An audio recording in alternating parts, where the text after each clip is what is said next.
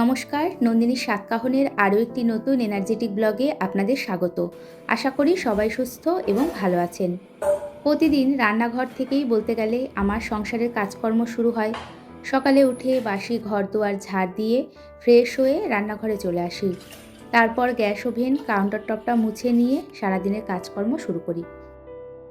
এখন সকাল 7:30 মতো বাজে। হাজব্যান্ড বাড়িতেই আছে। সোনা বেরোবে 8:15 নাগাদ বেরিয়ে যাবে। গতকাল রাতেই কিছুটা কিশমিশ, কাজু বাদাম, আমন্ড, ওয়ালনাট, পামকিন সিড ভিজিয়ে রেখেছিলাম স্মুদি করব বলে। তো ফ্রিজ থেকে প্রথমে দুধের প্যাকেটটা বের করে আগে দুধ গরম করে নিচ্ছি। সোনাকে সকালের খাবারটা দিয়ে স্মুদিটা রেডি করব। তো গরম গরম কফি আর ভেজানো ছোলা দিয়ে ব্রেকফাস্টটা কমপ্লিট করবে। ছোলাগুলো অনেক দিন হয়েছে ভেজানো রয়েছে, অঙ্কুরিত হয়ে গেছে। আর এই অঙ্কুরিত কাঁচা ছোলা খাওয়া খুব ভালো। ওটস দিয়ে স্মুদি করব, তার জন্য দুধ, একটা কাঁঠালি কলা, সমস্ত ভেজানো ড্রাই ফ্রুটস আর একটু মধু দিয়ে স্মুদিটা করছি। খুবই ঝটপট করে স্মুদিটা করছি, সোনা স্মুদিটা নিয়ে যাবে। দুধ একটু ঠান্ডা হওয়ার জন্য ওয়েট করছিলাম। মিক্সিতে গরম কিছু দিয়ে ঘোরানোটা উচিত হবে না, তাই একটু ঠান্ডা হওয়ার পর স্মুদিটা করেছি। যাই হোক, আগে স্মুদি করার সময় খেজুর দিতাম। খেজুর দিলে একটু মিষ্টিটা ব্যালেন্স হয়। তবে অনেক দিন হলো সোনা খেজুরটা খায় না, তাই ঘরে খেজুর নেই। থাকলে পরে স্মুদিতে লুকিয়ে হলেও দিয়ে দিতাম। সেই কারণেই মিষ্টিটা ব্যালেন্স করার জন্য মধু দিয়েছি। স্মুদি সবসময় ঠান্ডা খেতেই ভালো লাগে, তাই এর মধ্যে কয়েক টুকরো বরফ দিয়েছি। আর এই তো এখন সোনা রেডি হয়ে বেরিয়ে গেল। এখন সকাল 8:15 মতো বাজে। আজকে সকালে ওর ঘুম থেকে উঠতে অনেকটা দেরি হয়ে গেছে, তাই খুব তাড়াতাড়ি রেডি হয়ে বেরিয়ে গেল। আর এদিকে ঘরে জানালাটা পর্যন্ত খোলেনি। তো প্রথমে এই ঘরটা একটু গুছিয়ে নেব। আজকে সকালে ঘুম থেকে উঠেই দেখি ওয়েদারটা বেশ ভালো। আর ওয়েদার ভালো থাকলে কাজ করার জন্য একটা এক্সট্রা এনার্জি পাওয়া যায়। মেঘলা থাকলে কীরকম ঝিমঝিম লাগে, তখন কাজেও মন বসে না।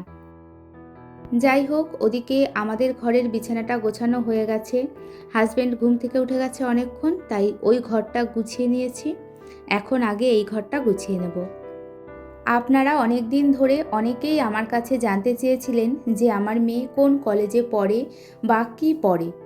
অনেক দিদিভাই, বন্ধু, বোনেরা অনেকবার জানতে চেয়েছেন। আমি সঠিকভাবে কখনোই কিছু বলতে পারিনি। আসলে আমি সবসময় মনে করি যে ছেলেমেয়েরা বড় হয়ে গেলে তাদের সাথে যেমন একটু বন্ধুর মতো মিশতে হয়, সেরকম তাদের কিছু কথা শোনাও আমাদের দায়িত্বের মধ্যে পড়ে। সেই কারণেই জানাতে পারিনি।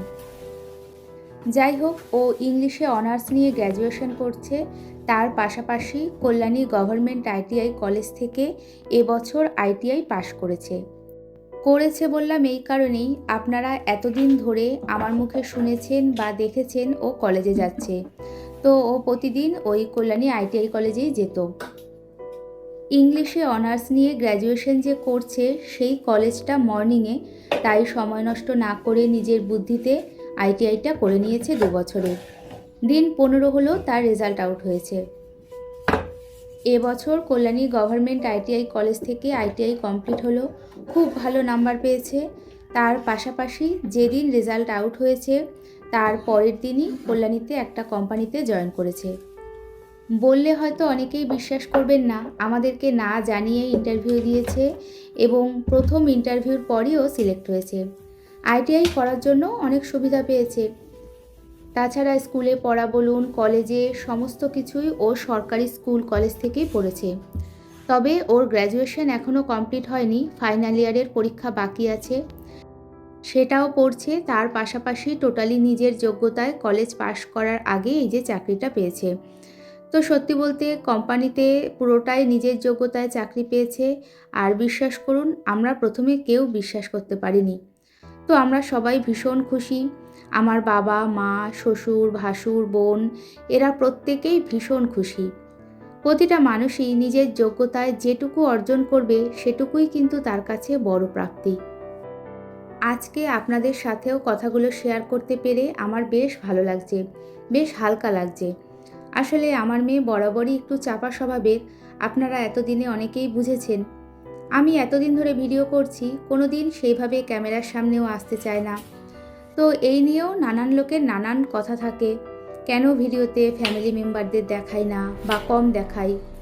আমি মনে করি যে ভিডিও করাটা পুরোটাই আমার কাজ। আমি ভালোবেসে কাজটা করি, তো সেখানে কাউকে জোর করে দেখানো এই ব্যাপারটা আমার খুব একটা ভালো লাগে না। তাছাড়া প্রতিটা মানুষেরই একটা নিজস্ব সত্তা থাকে, নিজস্ব রুচি থাকে। যাই হোক, তো ওকে বললাম যে দেখ, এখন তো আর বলতে পারবো না সোনা কলেজে যাচ্ছে বা কলেজে গেছে বা পড়ে, তাহলে আমি কি কিছু শেয়ার করতে পারি? তো দেখি ও ব্যাপারটা বুঝে একবারই রাজি হয়েছে। আপনারা ওকে আশীর্বাদ করবেন যেন আরও বড় হয় আর জীবনের প্রতি ক্ষেত্রে যেন সঠিক সিদ্ধান্ত নিতে পারে। এই চাকরিটা করতে করতেই ভবিষ্যতে ওর আরও অন্য কিছু প্ল্যান আছে। তো যাই হোক, কল্যাণীতে আমার বাপের বাড়ি শ্বশুর বাড়ি থাকার জন্য আগে থেকেই জানি যে কোম্পানিটা কোথায় বা কীরকম, তাই একটু নিশ্চিন্ত। এদিকে বাজার চলে এসেছে। আজকে শুধু এই যে বড় কাতলা মাছ এনেছে, ঘরে তেমন কোনো সবজি কিছু নেই, তাই কাতলা মাছের ঝোল করব আর ভাতে এই যে ভেন্ডি সিদ্ধ উচ্ছে সিদ্ধ দিয়েছি। এদিকে ঘরের সমস্ত কাজকর্ম করে তারপরে রান্নাঘরে এসেছি, আর ভাত হতে হতে সমস্ত কিছু জোগাড় করে নিয়েছি। মাছে হলুদ মাখিয়ে এই যে মাছগুলো এখন ভেজে নিচ্ছি। ভাতে ভেন্ডি সিদ্ধ দিয়েছিলাম, তো দেখতে পেলেন যে আগে থেকেই ভেন্ডিগুলো তুলে নিলাম। মাছ ধোয়ার সময় আমি আগে মাছে নুন মাখিয়ে রাখি, তারপর একটু জল বেরোয়, সেই জলটা ফেলে দিয়ে হলুদ মাখিয়ে নিই, তারপরে মাছ ভাজি। একসাথে নুন হলুদ মাখালে পরে মাছের থেকে যে জলটা বেরোয় তার সাথে মনে হয় হলুদটাও বেরিয়ে যায়। আজকে অনেক বড় কাতলা মাছ এনেছে এবং তার সাথে মাছের মাথাও আছে, আর সেগুলো খুব ছোট ছোট করে কেটে এনেছে। এই মাথা দিয়ে মুগ ডাল রান্না করলে বেশ ভালো লাগে খেতে, বা অন্য কোনো তরকারিতে দিলেও টেস্টি হয়। তবে আমার ঘরে হাজবেন্ড মাছের মাথা দিয়ে সেরকম কিছু খেতে চায় না। তাও মাঝে মাঝে ইচ্ছে হলে দু একটা তরকারি করি, তবে সেদিন যদি অন্য পদ থাকে। আজকে আর ঝামেলা করলাম না, একবারে মাছের মাথাটাও ঝোলে দিয়ে দিলাম। মাছের ঝোলে মাথা দিলে সেটা তাও একটু পছন্দ করে। এদিকে মাছ ভাজতে ভাজতে আজকে অনেকটা সময় লেগে গেছে। তারপর সেই তেলের মধ্যে এই যে জিরে তেজপাতা ফোড়ন দিয়ে আলুগুলো একটু ভালো করে ভেজে নিয়ে এবারই আগে থেকে রেডি করে রাখা মশলাটা দিয়ে খুব ভালোভাবে কষিয়ে নেব। মশলার মধ্যে দিয়েছি কাঁচা লঙ্কা, একটু লাল লাল লঙ্কা ছিল সেগুলো, আদা জিরে একটু ধনে। এবার এটা খুব ভালোভাবে এই যে মশলাটা দিয়ে কষিয়ে নেব। কষাতে কষাতেই আলু প্রায় 80% সিদ্ধ হয়ে গেছে। চন্দ্রমুখী আলু সিদ্ধ হতে খুব বেশি টাইম লাগে না, সেই কারণেই চন্দ্রমুখী আলু দিয়ে রান্না করতে আমার খুব ভালো লাগে। রান্নাটা খুব তাড়াতাড়ি হয়ে যায়। এই তো মাছের ঝোল প্রায় হয়ে গেছে, আর সবশেষে দিয়েছিলাম গরম মশলা গুঁড়ো। আজকের মাছের ঝোলটা দেখতে যেমন সুন্দর হয়েছে, খেতেও খুব ভালো হয়েছিল। আর এই এক মাছের ঝোল দিয়ে ভাত খাওয়া হয়ে যায়। আমাদের বাঙালিদের আর কিচ্ছু লাগে না, একটু মাছের ঝোল হলেই খাওয়াটা যেন তৃপ্তি করে হয়ে যায়।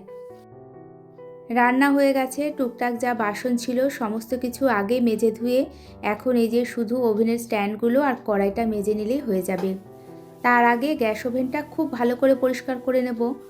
মাছ ভাজতে গিয়ে চারিদিকে এত তেল ছিটেছে যে ক্লিন না করে কোনোভাবেই রাখা যায় না।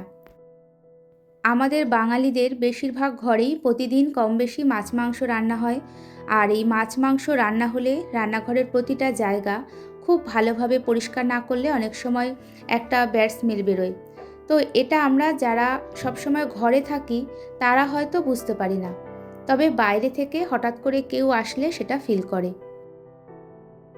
যাই হোক, রান্নার পর এইভাবে সমস্ত কিছু পরিষ্কার করার পর ভীষণ ভালো লাগে। তবে প্রতিদিন যে একই রকম এই যে ডিশওয়াশ দিয়ে পরিষ্কার করি সেটা না, মাঝে মাঝে আমার ঘরে যে লিকুইড সলিউশনটা বানিয়ে রাখি সেটা স্প্রে করেও খুব ভালোভাবে পরিষ্কার করে নিই। এইভাবে প্রতিদিন রান্নাঘর পরিষ্কার করলে রান্নাঘর থেকে কখনোই ব্যাড স্মেল আসবে না। প্রতিদিন এইভাবে রান্নাঘর পরিষ্কার করতে অনেকটা সময় লেগে যায়, কিন্তু পরিষ্কার পরিচ্ছন্ন এরকম রান্নাঘর দেখে ভীষণ ভালো লাগে। যাই হোক, রান্নাঘর পরিষ্কার করে এবার স্নানে চলে যাব। এরপর দেখা হবে সোজা বিকেলবেলা। তো আমার রান্নাঘর এই যে পুরো পরিষ্কার পরিচ্ছন্ন, নিট অ্যান্ড ক্লিন। এখন বিকেল 5টা বাজে। আমি আর হাজবেন্ড দুজনেই রেডি হয়ে নিয়েছি, যাব কল্যাণীতে। দুপুরে একটু রেস্ট নিয়ে এখন ওদিকে যাব, অনেক দিন হলো ওদিকে যাওয়া হয়নি। সকালবেলা ওই 10:30টার সময় হাজব্যান্ড একবার যাওয়ার কথা বলেছিল। বেশিরভাগ দিন ওই সময়তেই যাই, তবে আজকে আর সময় হয়নি। একটু বেশি সময় থাকার জন্য তাই বললাম যে আজকে একেবারে বিকেল 5টা নাগাদ বেরোবো। একবারে দুবারই ঘুরে একটু দেরি করে ফিরলেও অসুবিধে হবে না। আসলে সোনাও ওদিকে যায়নি অনেক দিন হলো, তো ভাবলাম আজকে শনিবার, একবারে ওর ছুটি হলে পরে ওকে নিয়ে তারপরে ঘুরে আসব। আগামীকাল রবিবার, তো ছুটি আছে, কোনো অসুবিধে হবে না। শ্বশুর ফোন করেছিল যে সোনা তো দেখা করলো না।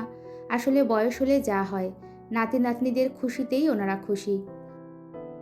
অনেকটা আগেই চলে এসেছি, তাই এই মন্দিরটা একটু ঘুরে দেখলাম। আপনারা হয়তো অনেকেই শুনেছেন কল্যাণীতে এই কুলিয়া পাঠের মেলা বা কুলিয়া পাঠের মন্দির। তো এটা সেই মন্দির। পৌষ মাসে এখানে দুবার করে মেলা হয়। ছোটবেলা থেকে কত যে এসেছি এখানে। এখানে অনেক বড় একটা ঝিল আছে, তার সাথে পরিবেশটাও ভীষণ ভালো। এখানে যে ঘাটগুলো রয়েছে, ঘাটগুলো খুব সুন্দর করে বাঁধানো, বলতে গেলে একেবারে টিপটপ। আর বসার জায়গাও আছে। এখন এই যে সূর্য অস্ত যাচ্ছে আর দেখতে কি ভালোই না লাগছে। আমাদের এখানে যে কোনো বিয়ে, পৈতে, যে কোনো অনুষ্ঠানে জল ভরতে এই ঘাটেই আসা হয়। যাই হোক, দেখে বুঝতেই পারছেন যে আজকে একজন ক্যামেরাম্যান পেয়েছি, না হলে আমার ক্যামেরাম্যান আমি নিজেই। তো এই যে সোনাকে নিয়ে প্রথমে আমাদের বাড়িতে, মানে আমার বাপের বাড়িতে এসেছি। এখানে বেশ কিছুক্ষণ থাকবো, তারপর শ্বশুর বাড়িতে যাব। বাবাও বাড়িতে ছিল, তো অনেকক্ষণ সেখানে গল্প টল্প করে তারপরে শ্বশুরবাড়ির দিকে যাই। ওখানেও অনেকক্ষণ ছিলাম, বাড়ি ফিরি প্রায় রাত 9:45 থেকে 9টা নাগাদ। এরই সাথে আজকে ভিডিওটি এখানেই শেষ করছি। ভিডিওটি ভালো লেগে থাকলে একটা ছোট্ট লাইক করে, কমেন্টস করে চ্যানেলটি সাবস্ক্রাইব করেও রাখতে পারেন। আর এতক্ষণ আমার সাথে থাকার জন্য আপনাদের সবাইকে জানাই অনেক ধন্যবাদ।